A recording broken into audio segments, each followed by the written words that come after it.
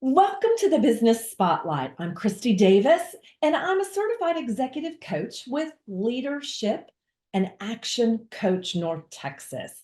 Today, I have Kent Smith here with me, the CEO of Star Sleep and Wellness, as my guest.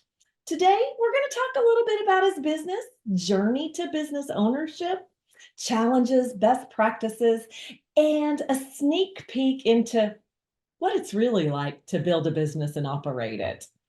If this is your first time joining us on the channel, be sure to like and subscribe so you get notifications of when new conversations like this drop. Kent, welcome, and thank you so much for being here today. Would you mind sharing a brief background and tell us a little bit about your business and you? Sure. Thanks, Christy. I'm honored to be here with you today. I hope that it's educational for some people out there that are looking for some help. I started out as a dentist, actually. That was my training.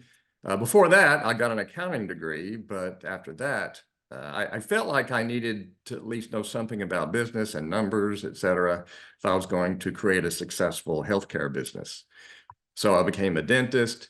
Uh, did dentistry for a little while, and then I realized that as dentists, we can help people sleep better. I know that's a little confusing, but a lot of people snore. In fact, about 2/3 of the world snores. So we have a lot of people out there that we can help. And we started making these oral appliances for people to wear. This is 25, 30 years ago that this started. And I was kind of on the ground floor and started teaching, instructing all over internationally, et cetera. And then I learned that if you teach, you have to really know your subject well. So that is honestly what helped grow the business more than anything, because I think people started realizing that I knew more about the subject than most people out there. So, but that's kind of where I got to where I am. And there's a lot of different reasons why it's grown to the extent that it has. We even did a rebranding, a renaming of the company last year, just because we were looking at it more as at least a Texas-wide business, if not larger than that. So anyway, that's where we are today. Fantastic. And what a unique journey. Starting in business, accounting degree, then moving into dentistry. I think that speaks volumes for, you said, digging in and knowing everything about the business and being the expert. And that allowed you to be the expert in growing your business because you had that business fundamentals as well, along with the goal of dentistry and helping others. And I'm certain I'm like just everyone else in the population that I don't think I snore. And I'm certain that I probably do based on the numbers you just shared. No, Well, I mean, that extensively goes into obstructive sleep apnea, and that's what we really get concerned about. And 85% of the population that has it doesn't even know they have it. So that's kind of our job, is to educate the society to understand that, hey, I at least need to have a sleep study to see if I do have any problems, because when you're asleep, you have no idea what's going on. absolutely. Absolutely. Well, Kent, will you tell us a little bit more about the role you play as CEO? What does that mean to you and your business? Well, yeah, and honestly, I guess I always considered myself the CEO, but I didn't have the official title until we started growing to a point. We currently have 96 employees, well, 98, I guess. We hire about 2 every week. So we're at 98, I think. And you get to a point where you've got to create a leadership team. So I had to find a CFO, a CMO, a COO. These are all in place now. And so I was the CEO, naturally, because I started the whole thing. But my role largely is not necessarily seeing patients now. I have brought in other physicians and dentists who are helping see the patients. So my role as CEO is just to manage the organization and to make sure that it keeps moving forward and is profitable. Okay. We don't believe in any obstacles to growth. A capacity problem is something I don't believe in. So we're opening a new facility in Denton on May 1st. We're opening a new Irving facility later this year. We just look for more properties in Dallas and Plano. So we continue to grow, and that's sort of my job now, is to assist in that. You're working on the business versus in the business. You're that visionary. And I think Exactly. sometimes a role that's hard when you begin to start a business and you're growing it, to really plan that out and make sure that you're spending the time on the business versus in the business, the strategies, the visionaries. It's really, really important. And it sounds like you caught early on that in order to scale, in order to do the things that you wanted to do in the business and have the business fuel where you wanted to be, that was needing to be in place, is have that leadership team there. So that kind of leads us into a little bit of that audience for you, that the team members. How do you go about attracting and hiring and training your team members? Yeah, that's a really good question, because in this environment these days, it's not the easiest. I do have an HR department, and I depend on them to do most of this. Sometimes I insist, and I get involved when there's a quote provider involved. If there's a physician or a nurse practitioner or physician's assistant or a dentist, then I get more involved. But we have these exams that we send to potential interviewees before we'll even move to the next step. They have to pass that. And then once they pass that, then they come in and we assess their ability to have basically 7 characteristics that we want every employee to have. And I could go over those, but I'm not sure exactly what kind of details you want here. I think it might be really important, because I think so often we don't know those characteristics. We don't know what we're looking for. And sometimes we're looking at skills as opposed to the character. And we can train and teach skills. We can't always teach and train character. No, we don't look for any skills. We really don't. I mean, we may ask them, how fast can you type on the computer, but that's not the most important thing. We have something called a willing wit. Wit stands for whatever it takes. And that's what we've designed around. Basically, our team members have to be willing to do whatever it takes. Problems come up. I mean, you just never know. New things hit you every single day. And if you can't conquer those, if you're not willing to try, then you're not going to be long on the team. They have to be trustworthy, reliable. Those things kind of go together. They have to show up for work. I mean, that's always bothered me. It's, sometimes I just wish we had people that would just show up. Just show up, and that's 90% of your job. COVID didn't help, obviously. It has not at Oh all. boy. Yeah, because they started wanting to work from home and they got used to it. And now the working environment, the population that we're looking for largely comes in and says, well, I want to work at home because I've got 3 friends that work from home and they just love it. And so that's a tough situation to navigate, but that's something that we have to do. One of my former mentors, one of her biggest quotes was, suit up, show up. There you go. I like it. Yeah. They also have to be a good communicator. They have to be able to discuss things because we're patient-based. So they've got to be able to discuss things with patients and not be too shy or too introverted. I mean, we have a mix of introverts and extroverts and all kind of verts, but obviously they need to be able to discuss things with patients. They have to be able to see the big picture. They have to understand that this is all about growth and change. And in fact, I like change so much, it's almost my middle name, that my team made sure that if we instituted a big change, it had to be on a Wednesday. Only on Wednesdays could I make big changes. So I said, okay, all right. Okay, I like that concept. I always say that Tuesday is the most important day of the week, Tuesdays are important. Yeah. because you've gotten through the messy in the middle, or the start of the Monday, and you can really hone in, you're focused, you can get things done that Tuesday and Wednesday, and then you don't have to worry about, am I still having to do this project or this priority on Thursday or Friday? Yeah. I like Tuesdays. In fact, it's funny, we have a Thursday huddle, a Zoom huddle with all 98 people on the team. We don't only do that every day, but we do. And so we just had that this morning. This is a Thursday. And one thing that I always tell them is that Friday is my favorite day because it really bugs them because Friday wants to be everybody's favorite day. I say it's my least favorite day. Mondays are my favorite day. Okay. Mondays. I tell them that because I want them to understand that I love what I do and I love coming into work and they should love Mondays too. Now, do I always get buy-in? No. Very true. And that kind of goes to you've been talking about your leadership style. How has it changed over the years in your business? And certainly we touched on COVID and how that's adjusted. But how has your leadership style changed over the years with your team, with your business? I think largely it's changed because I've brought in good team members and leadership team members that can handle almost all communications with the team.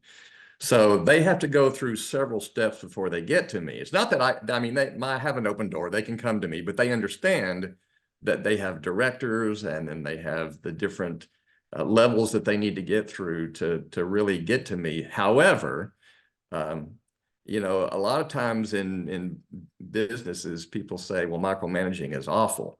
And I agree in concept, but in reality, if you don't pay attention to some of those details, things can get out of control. So yeah, I don't dig in and micromanage everything by any stretch of the imagination, but I do find that I do have to pay attention. Having an accounting degree helps because I love numbers. And a lot of this is about keeping scorecards. And we use something called the EOS. I don't know if you're familiar with that. It's the Entrepreneurial Operating System. We use that, and we've got scorecards that relate to everybody on the team. So it allows me to stay in touch with those that are under my employ because I can't go and meet and have a good discussion with all 98 people every day. It just can't happen. So that's had to change. When I started, I was alone and then had two. And then, so it's just kind of grown. And in fact, 3 years ago, we only had 12 and it swelled from 12 at the beginning of COVID to now 98. So we've had extensive growth over the last 3 years and I've had to learn new concepts. This is something that, and what we've done hasn't been done anywhere else in our arena. So it's not like I have something that I could copy. I have to kind of create this on our own. And I think we've done a pretty good job of it. Well, it certainly sounds like you've taken the approach to put the systems in place, put the strategies in place to allow the lack of better term, the machine of your business to run and roll and prosper and finding the right individuals to fill those roles, creating acknowledgement and validation with those employees, with your team members. That leads to the uniqueness you've talked about. You just said your business is unique. Now, most people would say, well, it's a sleep business. That's not necessarily unique. Sleep isn't unique. Well, I think most of us, certainly as a certain age of a female, we would all say that yes, sleep is very unique some days. But what would you say? What would you, if you could just wave your magic wand, what do you wish people knew more about your business? Well, yeah, that's a really good question because it's something that we try to communicate as much as we can, but we don't have $1 billion to market to the entire United States to let them know what we do. So a lot of it's word of mouth. We're unique in that let's just back up a little bit. And a dentist that treats sleep apnea with oral appliances usually works in a silo, and that's all they do. But there's a lot of things to figure out. Most dentists that try to do this aren't successful because there's multiple roadblocks that they have to get through. And unless you stay focused and you concentrate on that single aspect of your business, then it's not going to work. So part of that though, so once you kind of navigate that part, then what we've done is we've brought on other providers. I got a little bit I don't know, it was frustrating not being able to treat any other sleep problem except snoring and sleep apnea. Just like you mentioned, many women, and in fact, many older people in general, the older you get, the more difficult time you have of initiating sleep and then staying asleep. There's a lot of things that can continue to wake you up, and insomnia is very frustrating. Well, now I have providers that can help treat insomnia. They can help treat restless legs and periodic limb movements and narcolepsy. And so we can do everything now. So that's what makes us unique, is that we brought on all of it. We've got a psychologist on board. So we can treat the mind that has a difficult time turning off. That's where most people have an issue, is they've got a business, they've got a book they're writing, they've got employees that are causing problems, they're worried how they're going to pay their bills next week. Or All they're this is staring running, at this all. and they're staring at that. Yes, yes. They're getting on social media that tells them that everybody has a more wonderful life than they have. Nobody has problems on social media. Yeah. So I think that's what makes us more unique, and that's what's allowed us to get to the point that we are, is that we really want to help everybody that has any kind of a sleep problem. With that thought process of wanting to help anyone with a sleep problem, how many different marketing strategies do you use? Yeah, I mean, we've gone through various things. We did radio about 7 or 8 years ago and did that for about 5 years, and then it ran its course. Again, going back to accounting, I look at the ROI on everything that we do, and that at some point stopped having good ROI, so we stopped that. You're We speaking hired a my brand. language, tracking and measuring. There you go. I'm great at it. In fact, my team hates how much I track numbers. Luckily, my COO that I brought on, she's amazing, and she's an Excel queen, and she's right with me on that. So she's the only one that doesn't complain. She loves numbers. That's why she's good in that role. Right, right. So I forgot what we were just discussing. Sorry, we digressed. We were talking about your different marketing strategies. Oh yeah. So we hired a branding company at some point, and they did a pretty good job. They helped brand us, and once we were comfortable with our name in the marketplace, then we stopped using them. But right now, what we've done, and we've actually doubled and we're about to triple it, is I've got some people that are knocking on doors, basically. They are going to all healthcare practices in the Dallas-Fort Worth Metroplex and letting them know, hey, thanks for referring this patient over that you did the other day, but did you know that this is what we can do? And so they're handing out brochures and sort of a full list of services. And that has really helped everyone understand that, hey, we don't just treat snoring. Yeah, it's kind of our focus, and that's what brings most people in. But honestly, there are so many people with sleep problems. Absolutely. You're providing value add. You're also doing this, it's relationally. So you're going out to those providers, you said thanking them for the referrals. I think sometimes when we grow in our businesses and we scale, we forget that it's relational, and we forget to acknowledge and thank those referrals that are coming in, those sources, and continue to cultivate those. What a great, I call it the fundamentals of our business. Tactics change, but the fundamentals stay the same.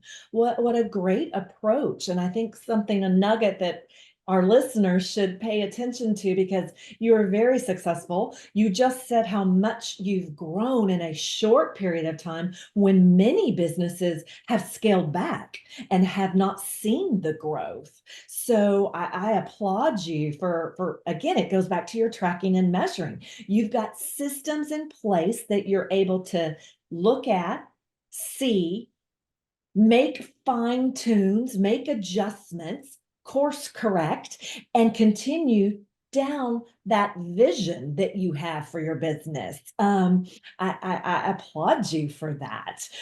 We've talked a lot about business and all of that. We've talked about your journey, but let's talk about, you said how much you've grown. You're opening 2 new locations here in short order, Denton and Irving.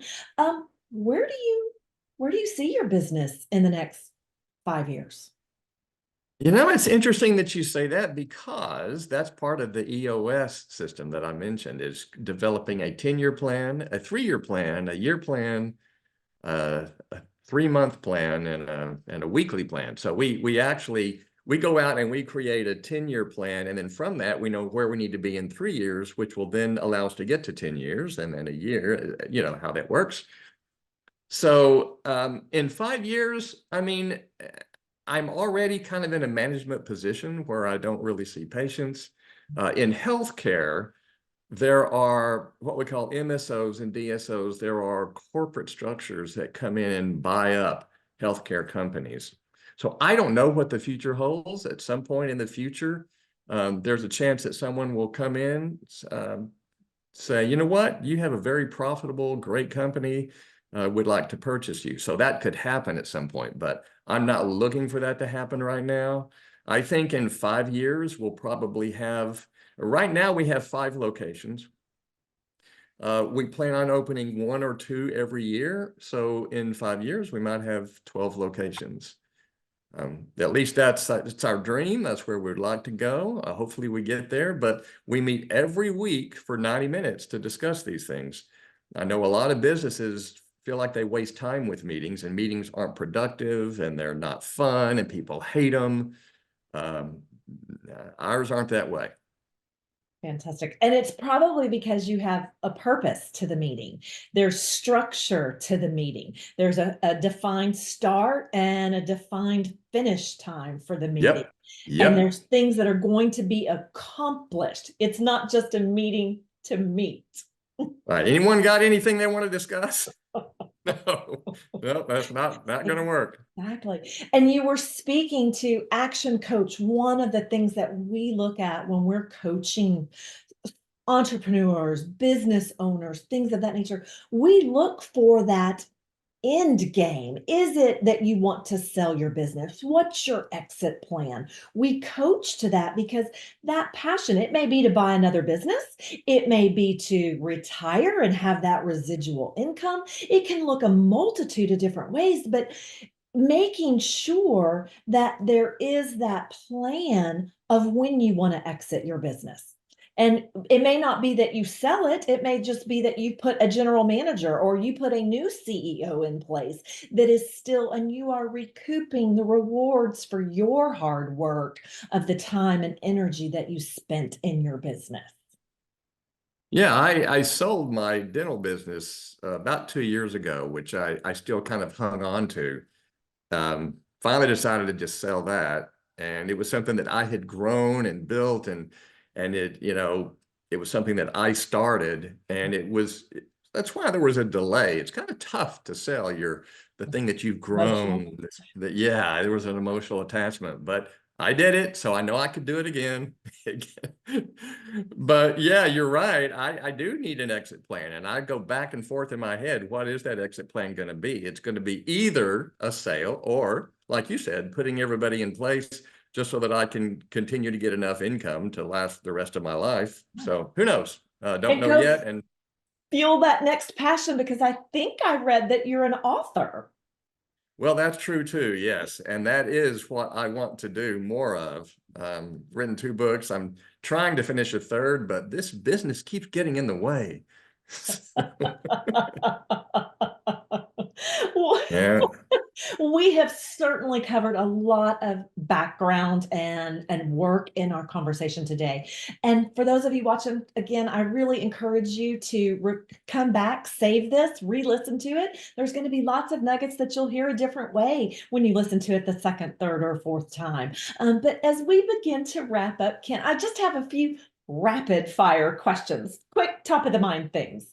What is one piece of advice you would give to another business owner? Boy, that's a really good question. I would say don't ever let capacity get in your way. I think too many people are afraid to step out, and they're afraid of growth. They're afraid to take chances. And yes, creating more capacity adding that other location or expanding your facility or whatever it is, adding more team members. You've got to spend money to make money. And capacity, I think, gets in the way of a lot of businesses. Absolutely. Great advice. Secondly, as an author, but what's one book you're reading right now? Yeah. Well, Traction by Gino Wickman is all about the EOS. And I've been going back through that. It's not something we've been using a long time, but it's something I've really embraced. And it's a book that if a business really wants to grow and they want to systematize and have everybody accountable, I'm telling you, this is a great system for it, called Traction by Gino Wickman. It's a great book. I've read it. It's one that I read. I try to pick it up and read it every year because it's something I learn. I'm in a different place, or I have a different system that's coming in, or a different business that I'm coaching. So it helps me along the way, along with all of the tools that I have through Action Coach as well. But it's a great book, great read. Um, what if you could choose one area of your business that you could immediately 10x or improve tomorrow? What would it be?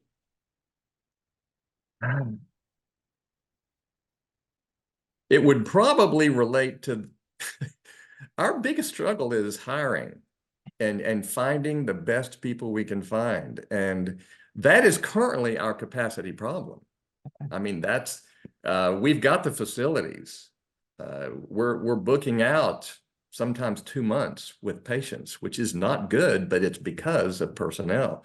So the one thing that I would be the number of team members that we have. I think if we had around right now anyway, if we had around 130 instead of 98 or 90, what did I tell you? 98. Yeah. 98. Yeah. I gotta ask HR all the time, how many do we have now? But if we could jump to about 130, I think we'd be in great shape. But we're in the process. I think we're hiring about 2 a week. So we'll get there. But yeah, if I could just snap my fingers and be there, that's where I would be. That's where you would be. All right. One last rapid fire question. Who's been your biggest source as a mentor? Who's been the best to mentor you along your journey? I would have to say, oh boy, there's several. I don't want to hurt anybody's Uh-oh. feelings here. You don't have to, but and again, Well, probably along the journey, your mentors have changed they because of have. different space you're in, or your business, or personally. They have, yeah. I mean, as a junior hire in church, I had a youth minister that gave me confidence, and it's confidence that I've carried throughout my life. I was a born introvert. It's been tough. So, I had that person then. I've always looked up to my father. I mean, then in my first forays into sleep, Dr. Barry Glassman was amazing. And then Ronnie Ben David has been my more recent mentor. But yeah, there's been quite a few. But you're right, they have changed over the years as we've grown and as I've grown. Absolutely. And I think that sometimes we forget, we have a mentor and then we lose that mentorship because we've grown, they've grown, and we don't seek as we are aging in our business structures or in our age personally, we still need mentors. Mentors transfer the experience. Our coach, they're the one that you work with. They hold you accountable and keep you to pace. But that mentor is someone that really you can have those dialogues and those conversations about the experience and the feel to the experience. I encourage everyone, if you haven't picked back up a mentor in many years, go find you one. Go I find you one. agree. Absolutely. Well, I want to make sure that everyone knows how to find you, find your business. How does one find our star sleep and wellness? Well, probably the best way is to go to the website, and that's just there's a longer name, but you can also get there by stswell.com, and that'll get you there. I mean, the phone number 844-409-4657. A lot of people like to look online first and kind of see what we're all about before they ever step out. But, and obviously you can connect with me as well. I'm really good at connecting with email. I'm not really good at returning phone calls. I was going to tell you that right off the bat because I've got too many meetings, etc. But my personal email is ksmith@stswell.com. So please connect with me and I'd be glad to help you in any way I can. Thank you so very much, allowing everyone that ability to connect with you directly. Last question is, what is most inspiring you today?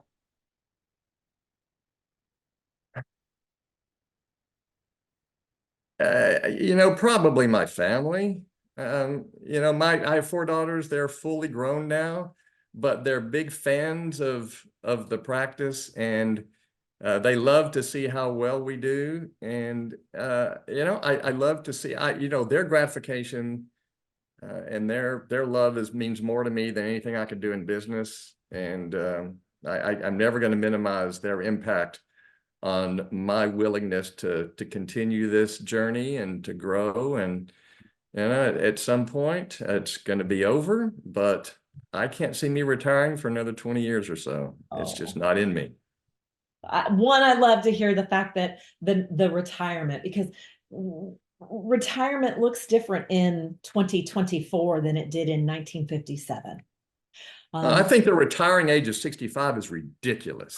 I think that's the worst. That was decided like Roosevelt, I think, put that I in believe place. so. And it was 63 back then, and then it turned into 65, and it hasn't changed in 40 years or something. It's ridiculous. We live in a different world now, and there's no reason to retire that early. Well, Kent, you certainly have inspired me today. I've learned some things from you, and I certainly know that our audience has as well. And I love that what you said was most inspiring to you was that bonding of the family, that family connection, that unit. Always most important for me as well. So I certainly appreciate you taking the time to be with us here today. It has been my pleasure to chit chat with you. And again, like I said, I know our audience has learned quite a bit from you and they will continue to learn. Is there any last thing you would like to say?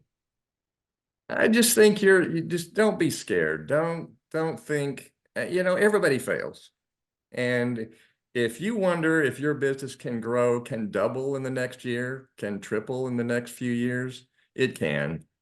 You just have to work it. And, don't let distractions get in the way, turn off that social media. You don't have to watch all those football and basketball and baseball and hockey games. I get the desire, but it's putting those things away and focusing on the growth. That's key to growth, I think. There's some delayed gratification that needs to happen. We don't, it's not that right now we, personal sometimes has to sit on the sideline for just a moment when we're growing our business. Or again, that prioritizing and having those systems in place. And you said it best, that vision, knowing the 10-year, being able to back it to 5, being able to back it down to 3, to a year, to 30 days. Hmm. That's so vital. So vital. So, Kent, thank you again so much. I appreciate it. And I hope that we'll be able to do another business spotlight with you at some point. Thanks, Christy. I've enjoyed it. All right. Thanks so much, everyone, for listening.